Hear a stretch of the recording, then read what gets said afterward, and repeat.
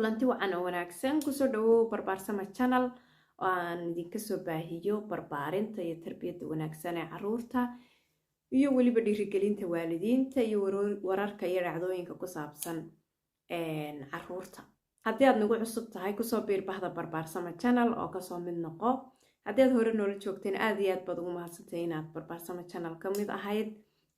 like iyo share iyo maaragtay comment iyo dhiirigelin intaba waan idinka sugaya. inta haddaan kaga imaado dhinaca maaragtay qisooyinka iyo wararku had iyo jeer waxay u badan yihiin maaragtay waxay u badan yihiin warar yara naxdin iyo baqdin iyo waxaas dee u badan waxyaabaha dhacay oo maaragtay qisooyin dhacay oo dee aan yara wanaagsanayn ama wanaag kale ma aha, waxbaa laga baranayaa laakiin waa naxdin ma fahanteen. wararkuna de waa warar dhacayo ama wax ka bara ama ha ka baranina waa war dhacayo de waan kuusoo gudbinayaa marka inta badan waan idinkala yara gaabiyayo waxaan is idhaahdaa bal khalkhal ha gelinin hooyooyinka ama waalidiinta. sidee u aragtaan qisooyinka caruurta maan idiin soo badiyaa mise waan idinka daayaa? waayo maaragtay waxbaa laga baranayaa qisooyinka dhacay laakiin naxdina baa ku yara jirta. marka ana waxaan is idhaahdaa khalkhal ha gelin hooyooyinka iyo cabsiya ka daa baan is idhaahdaa. idinkaan idinka sugayaa jawaabta commentka iigu soo qora. ma fahanteen sidii loo bato ayaynu yeelaynaa. taas waa taa. muuqaalkani waxa uu daba socdaa insha allah muuqaalkii kale maaragtay maxaa keena inuu ilmuhu noqdo ilmo xanaaq badan, maxaa sababa? sababihii waan idinka soo sheekeeyey, waa daawateen. iminkana waxa aan idiin sheegayaa xalku muxuu noqon doonaa, sidee ula dhaqmaysaa, sidee tahay ilmaha inaad u xaliso xanaaqa badan leh. waata koobaad waxa aynu kaga bilaabaynaa fahanka, inaad adigu ugu horeyn fahanto ilmahaaga. halkii ka imanaya xanaaqani, mararkeebu xanaaqa, maxaa ku keena? ma jirtaa waxyaabo uu si xooga uga xanaaqo? markasta miyuu xanaaqsan yahay? ma xilligii koritaanku ku jiraayo waa iska caadi oo hormoonadiisa isbedelaya iyo koritaankiisa la socotaa, mise wax kalaa sababaya? miyuu hinaasaysan yahay ilmahaygu? maxay ahayd wuxuu dareemayaa in kuwa kale laga jecel yahay? ma attention buu raadinayaayo waqti baan ayaana baryahaas siinin ilmahayga, ama sidaydaba waqti uma helaba malaa ilmahayga? waa inaad waxaasoo dhan isweydiiso oo aad fahanto halkay ka imanaysaa waxani. intaasoo wax mid ka mida ma xanuun ma caafimaad ahaan baaba wax jiraano maaragtay xaalad caafimadeed weeyaan oo waa wax ku cusub xanaaqan ilmahayga. markaa ma dhakhtar baan geeyaayo meel buu ka cabanayaayo xanaaqan ku sababaysa. waa inaad fahanto halka waxani ka imanayaan, markaasaad aad boogtii aragtaabaad dhayi kartaa, soo ma aha? marka waa inaad marka ugu horeysa xal aad raadiso, aad fahanto ilmahaagan halkee waxaasi ka yihiin. intaasoo meelood meel unbay wax kasoo geli karaan. ma cabsi baa haysa u baqaya, ma xasilooni daraa haysa, gurigayga xaaladiisu waa sidaasaan ku noolnahay, sideen maad aragta anigu u dhaqmaa. adigu waa inaad xataa dib isu eegto.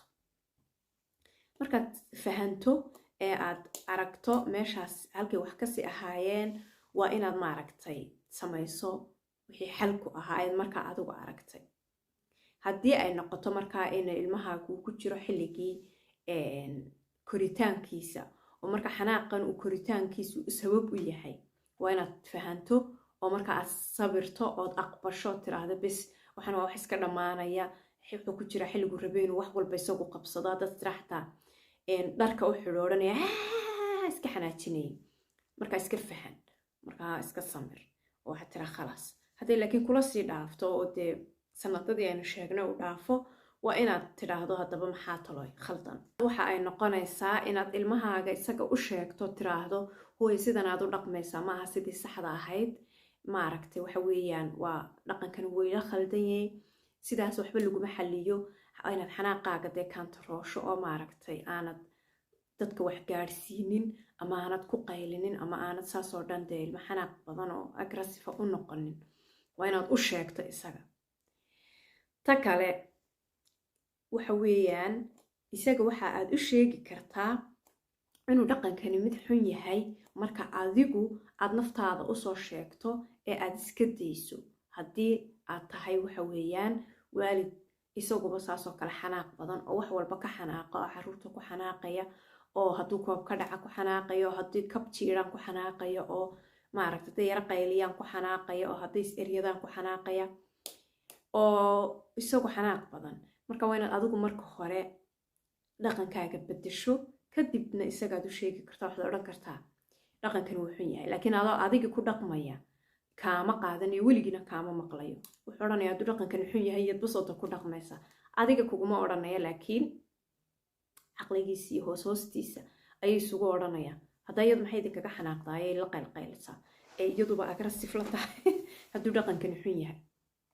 ilmuhu bilaa caqli ma aha, ma ogtihiin. hadal badan inaguma soo celiyaan oo maaragtay sidii loo baahna ma inoogu jawaabaan, laakiin caqligooda way u jawaabaan oo waxay dhahdaan maxay ahayday dee wuxuu odhanayaa sotayaduba saas ah. marka adigu marka ugu horeysa waa inaad soo saxdo, xanaaqaaga iska dejiso, qaylada iska dayso, xanaanta badan iyo maaragtay xanaaqaas iyo dee agressiifnimada aad iska dayso, markaasaad isagana u sheegi kartaa. waxa kale oo muhiim ah in maaragtay ilmahaaga aad kalsoonidiisa dhisto ood cabsida ka saarto. taasna xanaaqa badan way ka joojinaysaa, xal bay u noqonaysaa. kalsoonidiisa inaad sare u qaado ood dhisto, maxay ahayd agtaada uu xasilooni ku dareemo iyo nabad, inuu maaragtay cabsida ka baxaysa. haddii kalsoonidiisa kor u kacda cabsiduna way ka baxaysaa, kadibna maaragtay dee xasiloonina wuu dareemaya, xanaaqii badnaana meesha uu ka baxaya. taasna waa muhiim. qodobka ugu dambeeya ee ugu muhiimsan waxa uu noqonayaa ina ilmahaagan xanaaqa badan aanad inta u badan kelinimo ku daynin. waxaynu soo sheegnay haddaad videogii hore daawatay, waxa xanaaqa ku keenaya waxa ka mid ah inuu ilmahaasi kelinimo dareemayo, inuu ilmahaasi hinaasaysan yahay, inuu ilmahaasi maaragtay dareemayo in kuwa kale laga jecel yahay, in ilmaha aan waqti badan la siinin oo attention uu raadinayo. marka waxaasoo dhan maadaama uu u baahan yahay, ilmahaasi wuxuu u baahan yahay inaad mar walba ka ag dhawaato, inaad mar walba hab siiso, inaad ku dhawaato, inaad la ciyaarto, ina maaragtay aad soo dhawaysato ayuu kaaga baahan yahay. waana ta ugu muhiimsan ee waxaan oo dhamay kaga baxi karaan. waxay cuqdadahe maaragtay ka karkaraya ay kaga bixi karaan. marka ilmahaas inta badan kelinimaha ku daynin, maaragtay waqti inaad siiso, waa inaad ku fikirto. insha allah xalkana waad helaysaa. dee aan isku soo ducayno, aan caruurta u ducayno, maaragtay inagu isa saxna inta badan, wax walbana way inoo saxmayaan insha allah. intaasaan kusoo gabagabeynayaa muuqaalkan. assalaamu calaykum waraxmatullaahi wabarakaatu. waxaan ilaaway kusoo qora qisooyinkii haddii aad rabtaan inaan maaragtay noo soo badiyo, kusoo qora xagga hoose igu soo qora, commentka igu soo qora insha allah.